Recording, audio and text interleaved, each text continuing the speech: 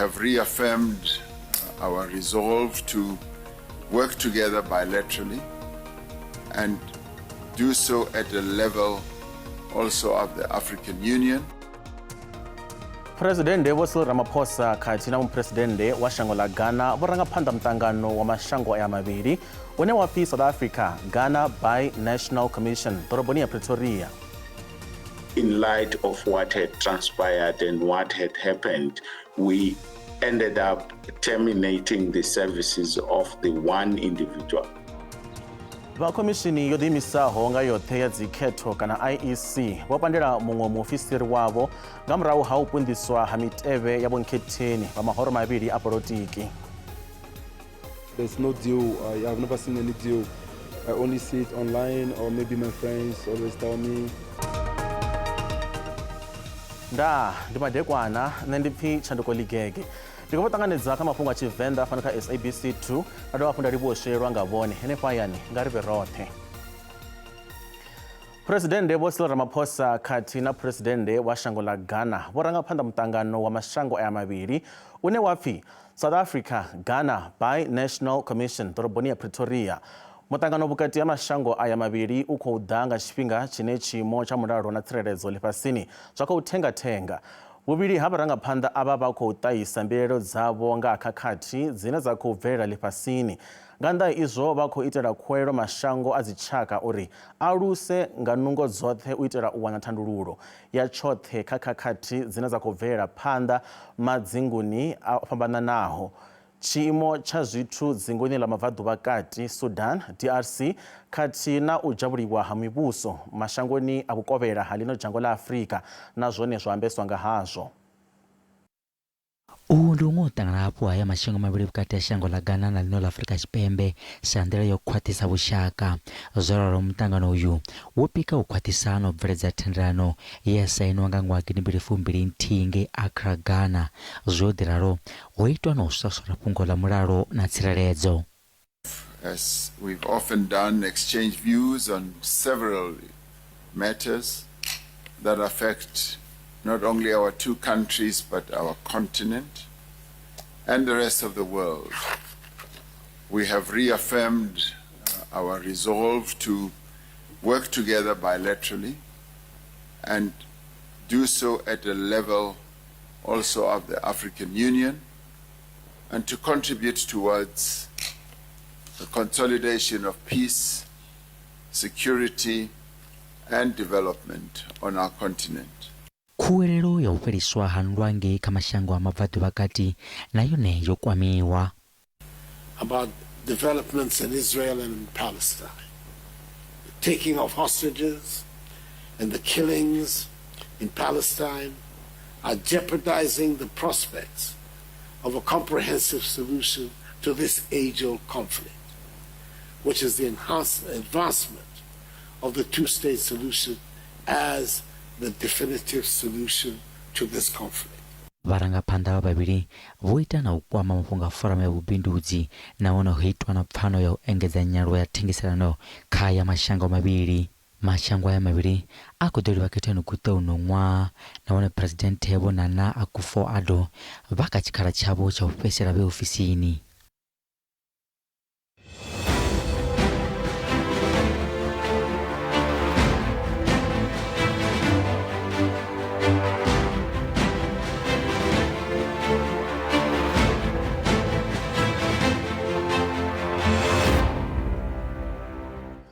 Vakhomishini yo ḓiimisaho nga yoṱhe ya dzikhetho kana IEC vho pandela muṅwe muofisiri wavho nga murahu ha u punḓiswa ha mitevhe ya vhonkhetheni vha mahoro mavhili a polotiki. Mitevhe yo punḓiswaho ndi ya ḽihoro ḽa ANC khathihi na ḽihoro ḽiswa ḽine ḽa khou tou bva u vhumbiwa ḽa Umkhonto weSizwe. Izwi zwo vha hone i re dzisigathi nga murahu ha musi mahoro aya o swikisa mitevhe yao kha vha IEC vhege yo fhelaho nga ḽavhuṱanu. Tshanḓa tsha muofisiri muhulwane mutshimbidzi wa IEC Vho Mawethu Moseri vha ri tsedzuluso kha fhungo iḽi a dzi athu khunyeledziwa. We were able to then zone in on one individual, and on inquiry with this individual yesterday, we did confirm that the downloads were done. We did confirm that the downloads of candidate lists were emailed somewhere else, which we've not established what it is. And indeed, our investigation continues. It has not ended. But in light of what had transpired and what had happened, we ended up terminating the services of the one individual. But obviously, we've not concluded on many others who may have or had the type of access that is undesirable in what they would have downloaded. And therefore, that this inquiry has not ended, it's still continuing. Xandla xa Presidente wa lihoro la IFP inkosi Bomsamo Buthelezi vari lihoro lavo alikho ima na mavariviri a lihoro la DA malugana na uri hunga dzumbetshedzwa zwithu kha khetho gutedza na ṅwaha. Fhedzi naho zwo ralo vari lihoro la DA lo ranga la davhidzana navho nga ha maano alo. Vho Buthelezi vho dodombedza zwiṅwe zwa zwipikwa zwihulwane zwa khetho zwa lihoro lavo he vha amba nga mafhungo o fhambananaho. Vha lihoro la IFP vha khou ṱoḓa u vha na mutsindo u mona na shango kha khethogute dzine dza khou ḓa musi lihoro iḽi ḽi kha ḓi vha ḽo khwaṱha vunḓuni ḽa KwaZulu-Natal. Vha fulufhela u vhona uri tshivhalo tshi gonye u mona na shango. Idzi ndi khethogute dza u tou thoma dzine lihoro iḽi ḽa khou dzhenelela nga murahu ha u lovha ha mutumbuli wa lihoro iḽi Vho Prince Mangosuthu Buthelezi. Vha lihoro la IFP vha ri naho mutumbuli wa lihoro vha si tsheo kha vhatshilao vha ḓo ḓi dzulela u vha elelwa misi yoṱhe. I think the number of people that attended Mapita Stadium is a sign that the IFP is growing significantly after the founder. So I think we've got things that we can refer to show that the current leadership is capable and able to take the party forward. Musi fhungo ḽa u shaya ha mushumo huḽone ḽi re mulomoni kha mulaedza wa fulo ḽa u kunga vhakhethi, vha lihoro ḽa IFP vha ri tshipikwa tshavho tshihulwane ndi u rangisa phanḓa ṱhoḓea dza vhadzulapo vha ḽa Afrika Tshipembe. We're saying about 80% of the work should be actually given to South Africans, because it can't be that we've got so many South Africans who are not working and we've got so many foreigners that are in our country that have taken over the work that has been actually, that should be taken by our own people. Nga ha ḽiṅwalo ḽa vha lihoro ḽa DA ḽa uri vha shango ḽa Amerika vha ḓe vha vhe vhalavhelesi vha dzikhetho, tshanḓa tsha Presidente wa lihoro ḽa IFP vho zwi bvisela khagala uri naho zwa ṱhanganelano ya mahoro zwo ṱahiswa nga vha lihoro ḽa DA a vha vhoni ṱhoḓea ya uri shango ḽa Amerika ḽi dzhenelele kha khetho dzine dza khou ḓa. When you approach matters as a group, you will sit in a meeting and have a consensus. If the majority, the consensus says, no, we should actually write a letter, you wouldn't differ on your own and then write a letter opposing that. But our participation in that process does not mean we share the same views as the DA, because we find that the DA, in a scale of 1 to 10, they believe that 9%, 9 out of 10, elections won't be free and fair. Other part may tell that, no, it's only 2%, you see, so it varies. Vha lihoro ḽa IFP vha fulufhela uri zwine lihoro ḽa imela zwone zwi ḓo kunga vhakhethi nga vhunzhi kha khetho dzino khou ḓa. Nkhethani wa lihoro la DA kha vhuimo ha mulangavundu wa Gauteng Vho Solly Msimanga vha khou sasaladza tshoṱhe lihoro ḽivhusi. Vho Msimanga vha ri vha lihoro la ANC vha khou ṱoḓa u vhona vhadzulapo vha tshi khou tambula nga u sa fheli khathihi na u ḓitika nga magavhelo a muvhuso a ndondolo. Afha ndi musi vha DA vunḓu ḽa Gauteng vha tshi khou ralo ṱharamudza phapha dzavho kha u ḓisa mulaedza wa khetho ḽone lihoro ḽi anedzi ḽa tshiofisi ḽi tshi khou ralo u galatshya vhakhethi ḓoroboni ya Johannesburg. Fulufhelo ḽavho ndi ḽa uri navho vha wane thikhedzo ye vha i fulufhela nga ḓuvha ḽa khetho guṱe. Nkhetheni wa lihoro ḽa DA vunḓuni ḽa Gauteng kha vhuimo ha mulangavundu Vho Solly Msimanga vha ri miṅwaha yoṱhe ya furaru yo fhira fhedzi zwa shango ḽa fara zwone ndi mutshinyalo. Look at the building that is here. This is just but an example of what happens when people who don't have the interest of the South African nation at heart, those that don't have a plan of how to make sure that they transform themselves from a party of liberation to a governing party that is governing for the people. Tshipikwa hafha ndi u bvisa lihoro ḽa ANC tshiduloni vunḓuni ḽino ḽa Gauteng. Vho Msimanga vho ṱahisa mbilahelo dza nga ha mishumo, u khawa ha muḓagasi vhupo nga u sielisana na ṱhahelelo ya maḓi. vundu lino la Gauteng ndi liṅwe la ane a khou lwelwa khethoni dza ṋaṅwaha nga ṅwaha wa 2016 kha khetho dza mivhuso yapo lwa u tou thoma vundu ḽi songo tou vha na mufenyi hezwo vha kombetshedza zwa muvhuso wa ṱhanganelano. It doesn't sit well to hear a minister bragging about the 350 that they're giving people instead of bragging about the jobs that they're creating so that less people can be dependent on grants and more people can be in jobs. U swikela zwino maoro maṱanu mahulwane o no ḓiṱahisa milaedza yavho ya khetho fhedzi havho Msimanga a vha khou tenda u dzinginyiswa. I am here to say to you, the solution is on the way. A plan that is here, that has been costed, a plan that is realistic. It's in the drone, little panic button. The panic button is at the holy press. I'm a police. Musoto sala miṅwedzi mivhili fhedzi u livha khethoni dzo lindelwaho nga maṱo matsoko ḽi ḓo tenda dzo nwa sa kholomo dza mvulani u vhona arali nango ḽihoro ḽa DA ḽi tshi ḓo bvisa tshiduloni ḽihoro ḽo vhusaho miṅwaha ya 3 yoṱhe yo fhiraho. Vha songo ṱutshela kule ri a vhuya zwino.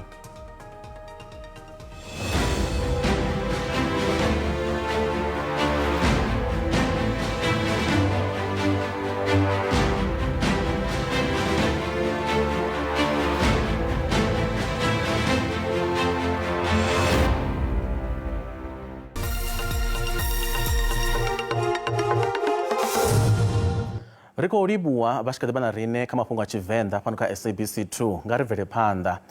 Tsengo ya vhanna vhavhili vhane vha khou ṱumanywa na bulayo ḽa ramuzika Kenan aka Forbes khathihi na Tibello Tips Mutswane yo dovha hafhu ya fhiriselwa phanḓa u ya vhege ḓaho nga ḽavhuraru u itela uri vhoramilayo vha muvhuso na vhahwelwa avho vha ṱanganedze khumbelo yo fhelelaho ya uri vha ḓiswe fhano Afrika Tshipembe. Vho Siyabonga na Vho Malusi Ndimande vho senga lwavhuraru na musi khothe ya madzhisiṱiraṱa ya Manzini shangoni ḽa Eswatini. Khothe yo dovha hafhu ya fhiriselwa phanḓa kha zwitatamennde zwa u vula mutshitshisi wa muvhuso Vho Macebo Nxumalo vho vhudza khothe uri Afrika Tshipembe ḽi kha ḓi tea u dzudzanya na u swikisa khumbelo ya uri vhafariwa vha vhuiswe kha ḽino. When the matter agenda it was for the purposes that the applicant was still waiting for the arrival of the formal extradition request from the Republic of South Africa. However,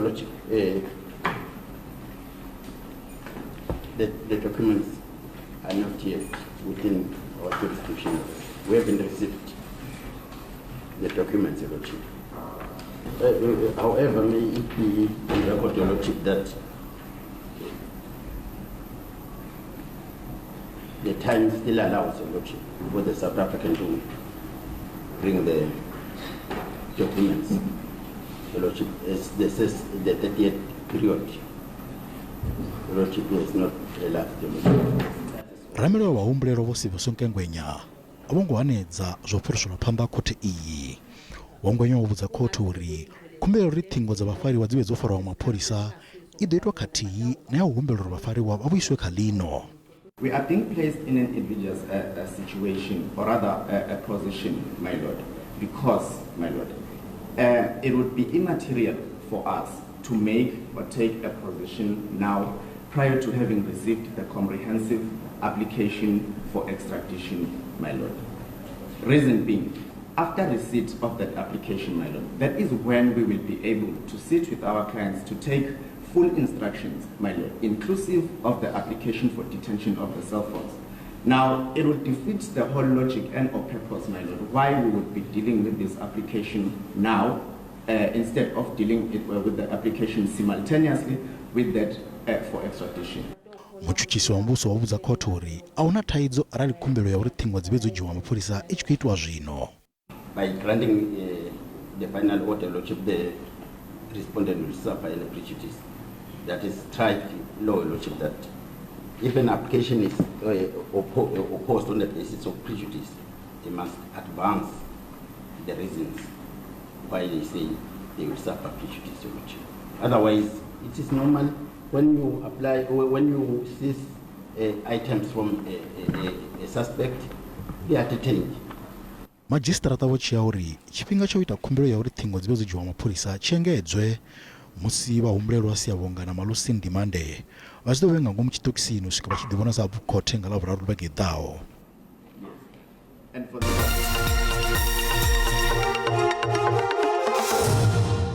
Zwa zwino ri vha ḓisela mafhungo a zwa ikonomi hune randa ya vhonala yo dzika musi i tshi vhambedzwa na maṅwe masheleni mahulwane a ḽifhasi. Dollar rand 18 rand 70, bondo 23 rand 87, euro 20 rand 40, pole ya Botswana 1 rand 38. Mikofela JSE inta. Kha zwibveledzwa musuku ndi $2,161, platinum ndi $920, oil songo kunakiswaho ndi $82.69 nga fagi. Mutsho wa mufhiso wo kalulaho khathihi na u gonyela nṱha ha mitengo ya zwivhaswa zwi khou vhiledzisa vhorabulasi vha vunḓu ḽa Limpopo vhane vha vhambedzela zwibveledzwa zwavho mashangoni a nnḓa. U lela ha mutsho u fhisaho na u gonyela nṱha ha mitengo ya zwivhaswa vhege yo fhelaho zwi khou sia vhaṅwe vhorabulasi vha mitshelo vha tshi khou ḓo vhambedzela nnḓa zwibveledzwa zwa fhasi na ṅwaha musi zwi tshi vhambedzwa na zwa miṅwaha. Vho Tsedzele Denga vha fhaḽa Phiphiḓi nnḓa ha Thohoyandou ndi mulimi wa mitshelo vha shuma nga maafukhada, nombelo na thebvu. Vha rengisela mashangoni ya dzhango ḽa Asia sa India na China. Fhedzi mufhiso wo kalulaho na gomelo zwo vha humisela murahu. Vha ri mitshelo yavho a i ngo tou swika zwavhuḓi. Heatwave yo ri tshinyadza badi hafha tsimuni. Ra ri na dzinombelo zwavhuḓi ri tshi khou ḓo vha na good harvest. Ra si tsha vha nayo nga nṱhani ha uri ho ḓa heatwave ya ḓa ya fhisa dzinombelo, miri miṅwe yo tou wisa maluvha kha ḓivha maṱuku, dzinombelo dzo tou swa dza vha na sunburn nga matungo hafhanoni, ende ya vha na sunburn a i tsha rengisea a huna na ḓo isa hone. Vha dzangano ḽapo ḽa zwa vhulimi vho ṱahisa mbilaelo dzavho. U vha hone ha heatwave zwi sia zwi tshi khou ita tshinyalelo kha shango nga u tou angaredza, a zwi tou kwama mulimi fhedzi ngauri na shango musi hu tshi khou vhambadzelwa nnḓa shango ḽi a kona u vha na mbuyelo, muthelo na mini zwoṱhe, uri tshelede kana masheleni a kona u vha hone a tshi khou ita uri hu tholiwe vhathu, zwiḽiwa zwi vhe hone. Afrika Tshipembe ndi ḽiṅwe ḽa mashango a rengisaho maafukhada nga vhunzhi mona na ḽifhasi. Ṋaṅwaha ḽi khou lavhelela u isa makasi a paḓaho miḽioni dza 2 mashango ḓavha. Boyani Lombard vha bva fhaḽa Agatha Ndatsanini ndi muṅwe wa vhalimi vhahulwanesa vha maafukhada Afrika Tshipembe. Fhedzi zwa u rengisela maafukhada mashangoni a nnḓa zwi khou kwamea nga u gonya mitengo ya zwivhaswa. Izwo zwi khou dzindela vhukuma vho Lombard. Cost is a major challenge in the agriculture industry. As we know, the past 2 years, there's a rising cost of every possible section of our business. Firstly, diesel went through the roof. Energy is a challenge. Fertilizer and the cost of it has gone through the roof. Lutando Bobori, SABC News, Agatha. Mafhungo ana musi o gumanepo mutsho wa tevhela zwene zwino na ndanganeni mudau afha madekwana vhuḓi nda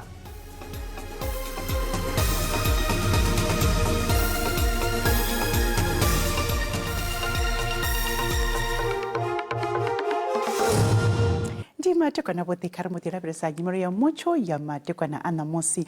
Vhapfumbi vha mutsho vhe matekwana ṋamusi kha ri lavhelele mvula ine ya ḓo na vhukuma fhaḽa zwipiḓani zwa devhula shango. Tsini a ri khou dovha hafhu ra vhona na mimuya kheiḽa i tshi khou vhudzula nga vhuhali hu na khonadzeo ya mashotasi kati ane nga kha ḓi pfhelapfhela. Fhedziha a hu na mvula ine khou vhigwa vhukovhela ha shango. Kha ri mbo ḓi lavhelesa uri matshelo hone ḽi ḓo tsha ḽo ima nga tshivhumbeo ḓe musi ri tshi lavhelesa hafhu nyimelo ya mutsho ya matsho khou dovha hafhu ya ri sumba aiwa iḽa mvula kheiḽa yo ḓi ṋea maanḓa na iḽa mimuya kheiḽa i khou dovha hafhu bvela phanḓa na u vhudzula nga vhuhali. Ndi ngazwo ri tshi khou tsivhudza vhadzulapo uri matekwana ṋamusi aiwa kha vha lavhelele aiwa mvula dza zwiruru dzine dza khou vhigwa zwihulu fhala musi ri lavhelesa fhala vunḓu ḽa Limpopo tsini na fhala khunzikhunzini ya shango na fhala vunḓuni ḽa KwaZulu Natal. Mpumalanga nahone aiwa ri khou vhona nahone hu na tsivhudzo. Iyo tsivhudzo hafhu ri khou dovha hafhu ra i vhona na matshelo ḽi tshi tshisa ri khou vhona iḽa mvula zwiruru yo ḓi ṋea maanḓa tsini i khou dovha hafhu ya fhelekedzana nga iḽa mimuya ine ya khou vhudzula nga vhuhali tsini ri khou vhona mufhiso wo kalulaho vhukuma u tshi khou vhigwa fhala tshitsikini tsha shango. Kha ri mbo ḓi ḽi mona ri lavhelese dzi temperature dza matekwana a ṋamusi. 31 kha re thome nga phundo lasho la ngeno Gauteng ka go bikela hone motsho bo dibukuma ngeno torobong ya Johannesburg a tsena phala Pretoria Springs hone tse gonya tse temperature tsa ka phala ka 32 Carletonville na hone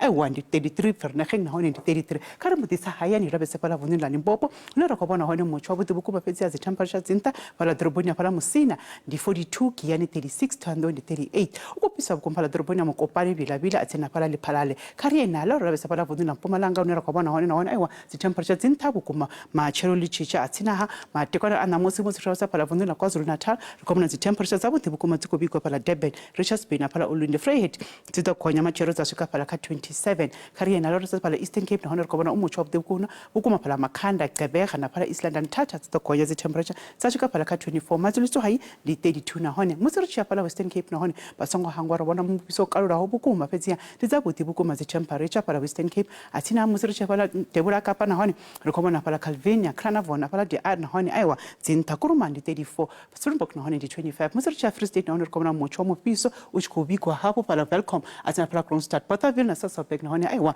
di 34 Gqeberha hone aiwa na hone tse temperature tsinta bukuma kha re mo di Northwest re ba se phala Droboni ya phala Tosca di 39 Mahikeng di 33 a tsina Taung hone na hone re go bona tse temperature tsinta ba ntha bukuma se go bonela hapo tsinta bukuma mo se tshisa na phala Tosca na hone re go bona aiwa di tsinta bukuma tse temperature tsa shu tsa matshelo le chicha helino di komba ka ve mate kana bote